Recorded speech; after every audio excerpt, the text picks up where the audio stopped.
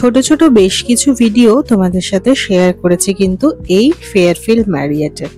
তো আজ ভাবলাম পুরোটাই একটা ব্লগের মতো করে, মিনি ব্লগের মতো করে তোমাদের সাথে শেয়ার করি। এই পার্টটা তোমরা অলরেডি দেখেই নিয়েছিলে, স্যালাড বার, আর এই দিকটা ছিল কমপ্লিটলি ডেজার্ট। আমিও কিন্তু এইবার ডেজার্ট মিস করিনি, যেমনটা তোমাদেরকে বলেছিলাম সবটা টেস্ট করে দেখব। আর কর্নারে যে সিটটা আমরা পেলাম না সেই জায়গাটা কিন্তু একবার দেখতে চলে এসেছি খাওয়া দাওয়া কমপ্লিট করে। তো এই দিকটা বেশ ভালো লেগেছে। আর ওভারভিউটা তোমাদেরকে একবার দেই। এখানে কিছু ওয়াল হ্যাঙ্গিং ছিল যেটা দেখতে এত ভালো লাগছিল, পর পর সার্কেল আকারে দেওয়া ছিল। সবশেষে সুইমিং পুলটা একবার ঘুরে দেখবো না তা কি করে হয় বলো?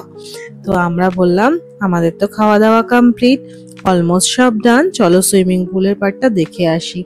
এইখানে দাদা, যিনি হাউসকিপিং স্টাফ ছিল, উনি সবটা ক্লিন করছিল। কেন জানেন তো? এখানটা অ্যাকচুয়ালি বৃষ্টির জন্য প্রচুর ওয়েট হয়ে গেছিল, তাই জন্য মানুষের পড়ে যাওয়ার সম্ভাবনা ছিল। এটা কিন্তু রিসেপশন এরিয়াটা। কি সুন্দর ছিল সবটা বলুন, মনে হচ্ছিল যদি এখানে থাকা যেত। আর তো সুযোগ নেই, গাড়ি অলরেডি চলে এসেছে। এইটা কিন্তু বাইরে থেকে ভিউটা, এই যে আমাদের